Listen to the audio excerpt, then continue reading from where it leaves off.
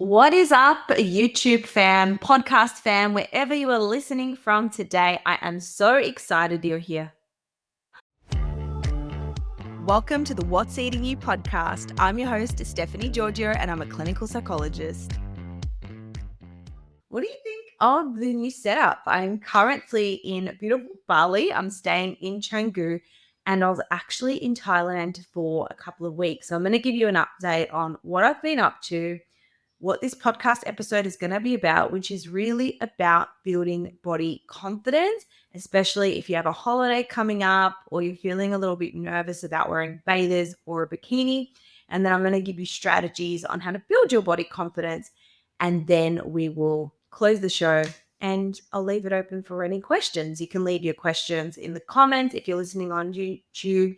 If you're listening on Spotify, please leave a review or a rating. It really does help get the information out there, and be sure to share this with someone you love, whether it's a friend who's going through a bit of a difficult time, a low body confidence moment. We all have that friend who we just see them in such a beautiful, positive light. We think they are absolutely an amazing person, but unfortunately, they really don't see themselves that way.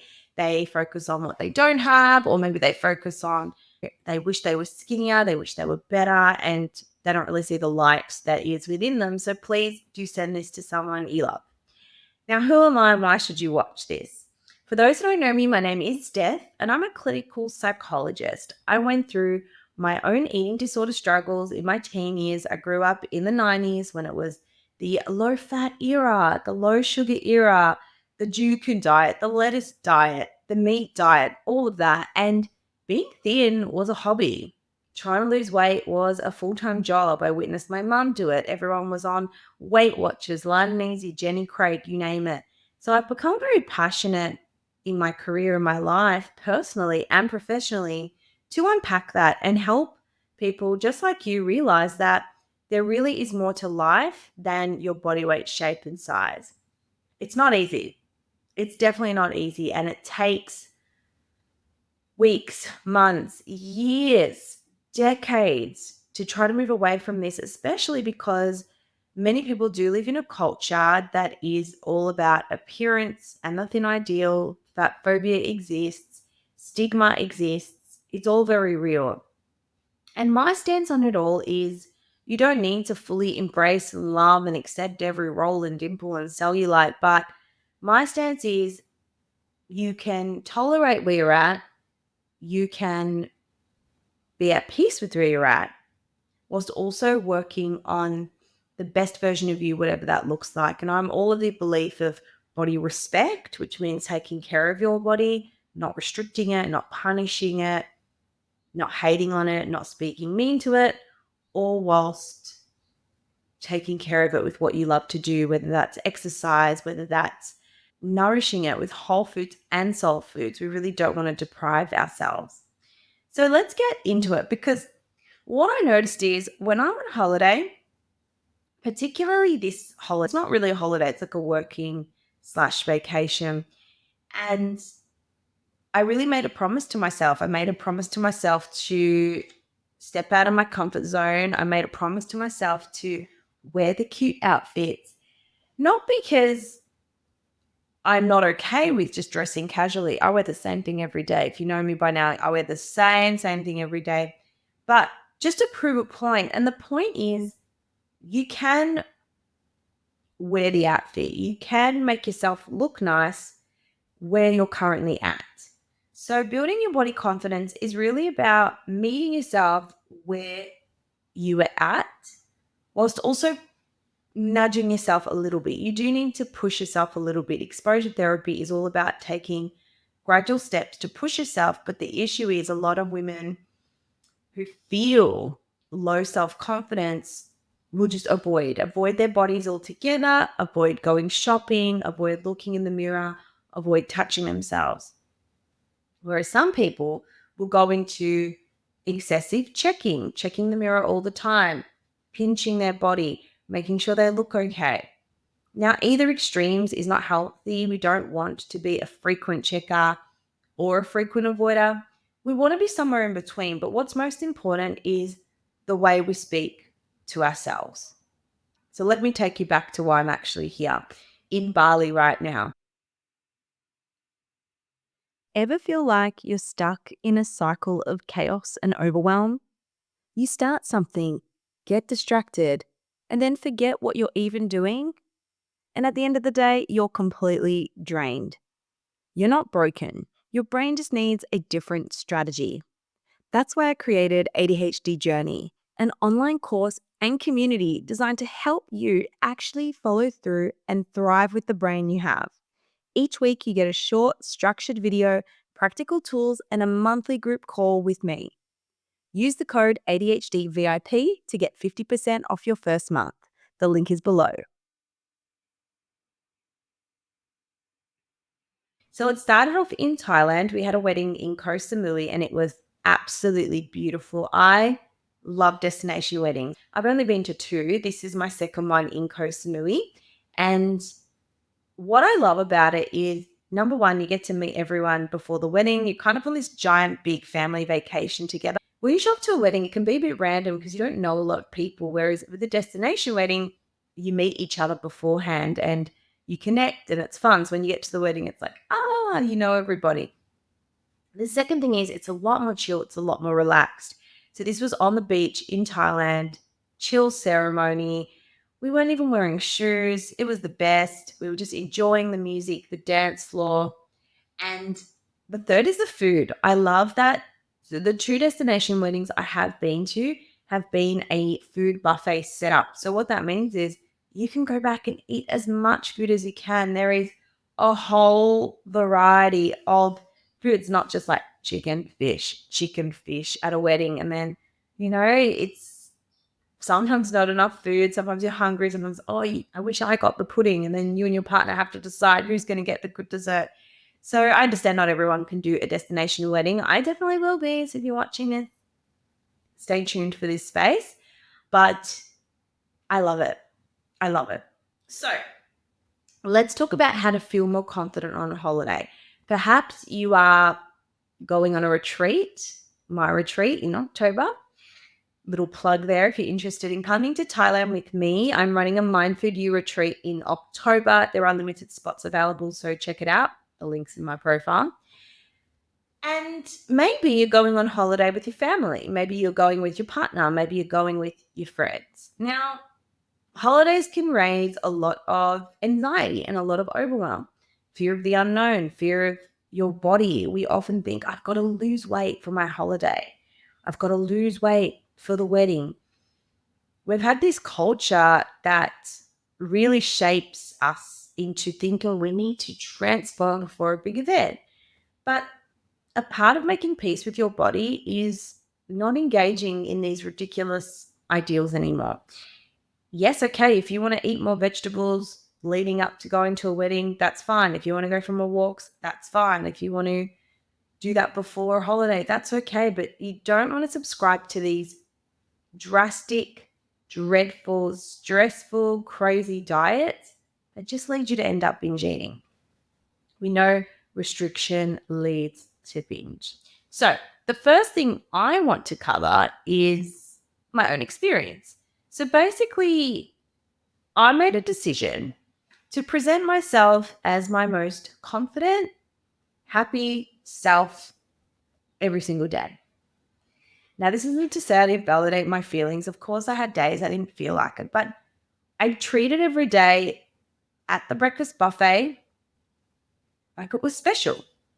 And I said, okay, Steph, if this was a special day, how would you present yourself and what would you wear?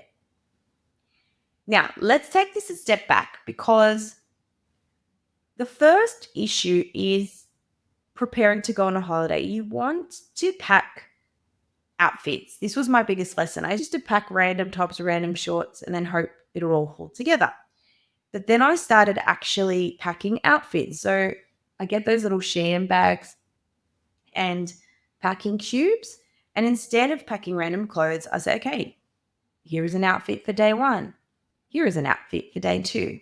Here is a top and shorts matching sets. Love matching sets. If you have ADHD and you never know what to wear, just buy sets, tops and pants. Especially when you go shopping, Don't shop for random tops, random shorts. Shop for outfits. This was the biggest game changer for me. I'm someone who used to have so much anxiety when it came to shopping, and I never used to shop. And then last minute, the event would come up. I would stress. I'd say I've got nothing to wear.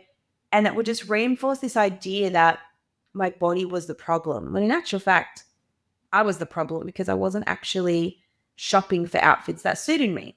So that's the first thing is prepare. Before you go away, prepare. Shop for outfits. Ask for help. Take a friend with you. I will tell the shopping assistant, I'm like, listen, I have an event coming up. I need help. I have no fashion sense. What can I wear? And I actually found this incredible shop in Queensland. It's actually at Harbour Town, and the lady there was awesome. I spent way too much money there, but she upsold me. She sold me into buying matching skirts, matching. Have I worn it? Not yet, not all of it, but people will want to help you. So get the help. So that's the first thing is prepare in advance by having outfits that you feel reasonably comfortable in. Don't just pack your suitcase and hope for the best because you're going to feel like crap. Pack outfits in advance. Dresses, shorts, skirts, things you feel comfortable in. When you go on a vacation, I remember listening to this and I couldn't relate more. You pack for your ideal self. You're like, oh, she's going to read 5 books while she's on holiday. She's going to wear this 2-piece that she's been keeping in the closet for ages.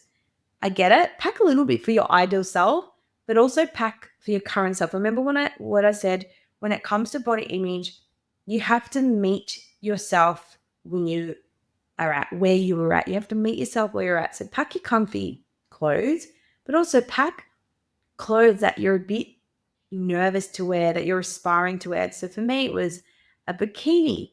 For me, it was these tight one-piece dresses, things I would never normally wear back home. But I thought, no, I'm going to wear these. I'm going to act normal and I'm going to wear them to breakfast.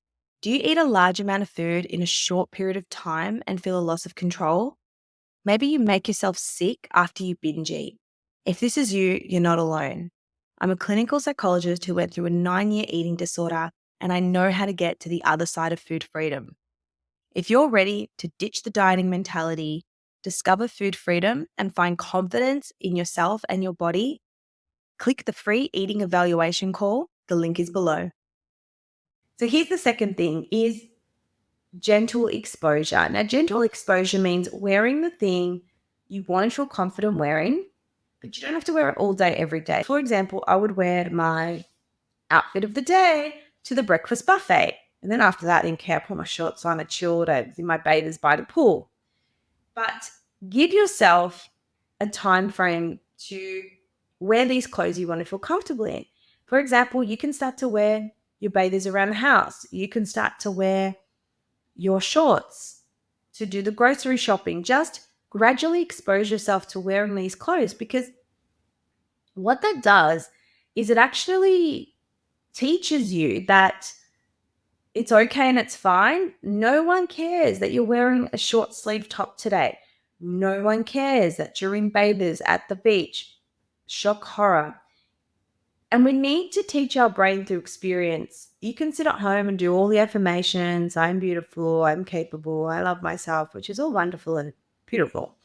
But your brain learns from experience, and we need to give our brain these different experiences that we're scared of to teach it that there is nothing to worry about. It's okay. You didn't die wearing a short sleeve top to work. It's going to be okay. So, why do I suggest you do this, especially on a holiday? Because your cognitive load is lower, especially at my retreats. Food's taken care of, accommodation is taken care of, your schedule is taken care of, your kids back home are taken care of. You have more mental resources available. You're more present. You've got less stress, less responsibilities. So this allows more of a space for body appreciation and body neutrality.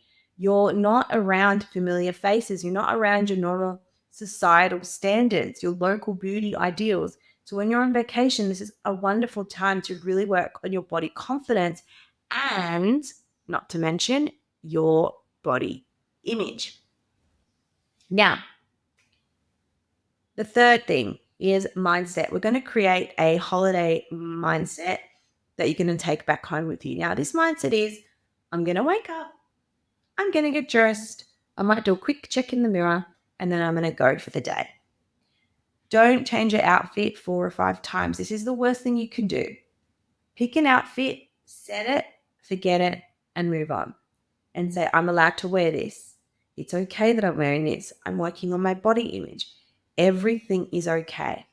Because a study by Tigerman and Lynch, 2001, found that frequent mirror checking is linked to body dissatisfaction. So when you look in the mirror, you might be trying to fix something. You might be trying to focus on your perceived flaws and think that there's some way you can fix it.